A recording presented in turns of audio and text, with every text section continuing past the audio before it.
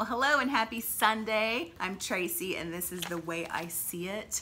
Today's video is very exciting for me to make because we are covering the weekly topic. The Weight Watchers weekly topic was so key this week, so key for me. I had like a ton of like little baby epiphanies, and it just really kind of summarized a lot of things for me in just where I am right now, and really kind of sparked a lot of fire in me. So I'm excited to get into it.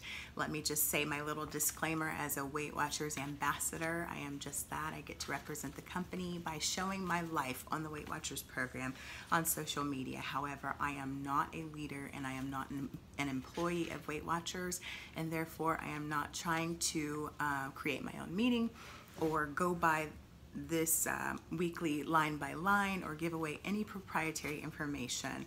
I am sharing the information on the weekly topic because I think it is very beneficial, and just as I would share with friends about a favorite book or a great movie that I've seen and use quotations and talk about it in that way, that is the same spirit that I bring this to you. So let's get into it. This week's topic is I'm optimistic but realistic. Man, let me just tell you, what does that even mean? I'm optimistic but realistic. The first question that my leader asked us was, is it possible to be overly optimistic? What do you think? Is it possible for us to be overly optimistic? Optimism is one of those traits or characteristics or attitudes that people have that we find refreshing at times, right? There's not a lot of natural optimists out there. And so when you run into somebody who is seemingly always positive and always on it, you kind of want to be around them a whole lot more, right? But when it comes to our weight loss journey, once again, optimism is still a great trait to have, right? We need that. But what I find is that when we first start our weight loss efforts, oftentimes we come in there's a pendulum, there's optimism and then there's being completely down on yourself about everything. And I think a lot of people come in here down on themselves, and you didn't do this right, and I messed up again, and I only lost a pound this week. How many times do we say stuff like that? And so as we learn like self-love and how to be our own best friends and to treat our own selves the way we would, somebody else who's struggling, I think sometimes we can switch, that pendulum can swing back to the other side where we can be overly optimistic. I personally do think that we can be overly optimistic. I'll tell you how. For me, like I said, this week's topic was bright lights. It's where I'm living. Let me just read this little part here. You know that song. Do, do, do, do, do, do, do, do, do, do, do. You know it. You can say it, right? Don't worry, be happy. We kind of have that, it's okay, right? We have a bad week. It's okay. We'll get back on it. We'll do good. We have a bad day, especially during the week as we go along. Oh, it's okay, I messed up and I ate all my weeklies in one day. Now I have no insurance plan for the week, but that's okay because I'm going to be perfect anyway, right? We say things like that. I personally have said that a gazillion times, and it has backfired on me most of the time. So we know, it says here, and I just want to quote a couple places. Don't worry, be happy. It's a catchy tune, sure, but it's not the best approach to success. Overly optimistic thinking can also have us say things like, things will get better, but we don't have an actual plan. And so if there was any key that I could get out of this information, it is there's nothing wrong with being okay with thinking that things are going to get better. They can, right? They can. But they won't if we don't have a plan for them to get better.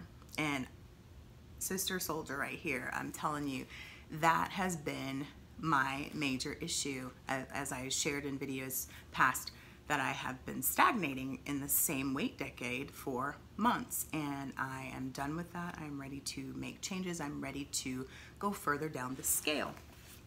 Well, that's all great and everything, but once again, that would be overly optimistic thinking unless I put a plan into action and I have clearly defined steps on how I'm going to do that.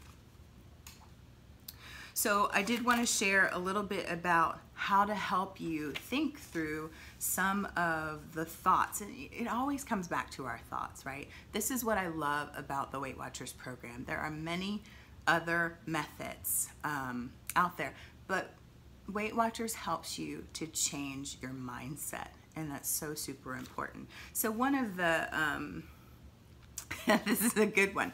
Yesterday, this one got me. So in talking about helpful thoughts, unhelpful thoughts, an unhelpful thought that we might have is it's raining, so I can't go on my usual walk at lunchtime. Oh well, hopefully it'll be clear tomorrow. Like, is that really gonna help us? Not so much. Because if we really want to do something, then we'll have a plan that considers both whether it rains or whether it doesn't, right? So a more helpful thought would be, I'll read this one. It's raining, so I'll miss my lunchtime walk today. It might clear up tomorrow, but it might not. So I'll stop by the mall on my way home and I'll walk around it twice so I can get my activity in. That's a much better thought. So confession time, this happened to me yesterday, and I had told myself I want to get in at least 7,000 steps for the day. Well, it was a kind of overcast day, kind of threatening to rain, and so my plan was we went to a great part of town where we could get lots of walking in. My husband had to work earlier in the morning, and so he wasn't really up for a walk, so I kind of used that as the first excuse not to get all my steps in. And then we had a Florida thunderstorm. So instead of coming home and walking in place, which I could have done, I chose to enjoy the rainy weather. Well, that's fine sometimes, right? But if you have goals, then you have to make it happen. So today, my goal is I am going to my service, I'm going to enjoy my friends, and then I am coming in and I'm coming home and I'm getting in double duty to make up for yesterday and today. I want those steps, and that will happen. So I'm very excited about that. So in closing, I thought about, let me get this for you. So in closing, overly optimistic thinking needs an element of realism. Like, we have to be realistic if we want to reach our goals. So we can think these great lofty thoughts, but unless we make a plan, it's not going to happen. So as I was thinking about this subject, there were 4 points that I'm going to focus on this week.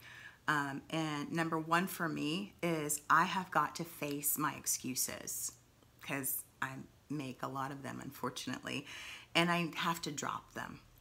There are none that are good enough for not reaching a goal, because before I ever set a goal for the week, it needs to be realistic and attainable and all those things anyway. So once I've set it, I've already counted the cost of what it's going to take for me to get to that goal. So there really is no excuse that's good enough that comes in to make that not happen. So first of all, I've got to drop my excuses. Secondly, huge one for me, I have to stop procrastinating. I am the queen. I have been the queen. I'm going to change my language there. I have been the queen of, I'll do it tomorrow, or oh, I'll add that on to tomorrow, or oh, I'll get those steps in, or I'll eat better tomorrow. I am the queen of that. And instead, do it today. Do it today. There was a saying that I learned when I was still in the corporate world, and I believe it was a book that I read, and it's called Eat That Frog. And the whole concept of Eat That Frog is to do the thing that you don't want to do first. Because if you don't, then you kind of live the whole day out with kind of dread. That's pretty much how I did. And so you're dreading this thing, and it kind of puts a damper on your whole day. But if you go ahead and schedule that thing and accomplish it first thing in the morning, it's done, and then you're free, right? So whatever that is, whether it's exercise, that's my thing for this week. I've got to find the ways to get that exercise in and stop making excuses for it and procrastinating, and just do it. Just do it, right? My third point is to make a solid plan. I'm queen of spontaneity too. So spontaneous me just wants to kind of fly by the seat of my pants, especially when it comes to meals, right? I may not feel like eating that tomorrow. I may not feel like eating that on Thursday. Well, you know what? You're just going to. That's what I'm telling myself. And I have found I was so successful last week. I did really great with my meals because I made that plan. I made it before I ever went shopping. I bought all the right foods that I needed. And then day after day, I just rolled out that plan and it works. So stop making excuses for the spontaneous part of you. Put some things in there to where you can make choices, you know, if you want to swap out today's snack instead, for yesterday's snack or the day coming or whatever, that's fine. But for the most part, plan those meals out or whatever it is that gets you, off track. Plan it and then stick to that plan. And then the last thing is to work that plan, right? Follow it. Once you set that plan, then make it happen. So those are the points that I'm working on this week: facing my excuses and dropping them, stopping the procrastination, making a solid plan, and then working that plan this week. So I hope this helps for you. I hope you're doing fantastic and that you are making plans to have a fantastic week. Once again, we've got the Facebook challenge group started. Take Back Your Body Challenge. We're moving into week 2, but there is no problem with getting started right where you are. There's no limitations like that. So feel free to join us. The link is in the description box, and I'll see you soon. Have a great day.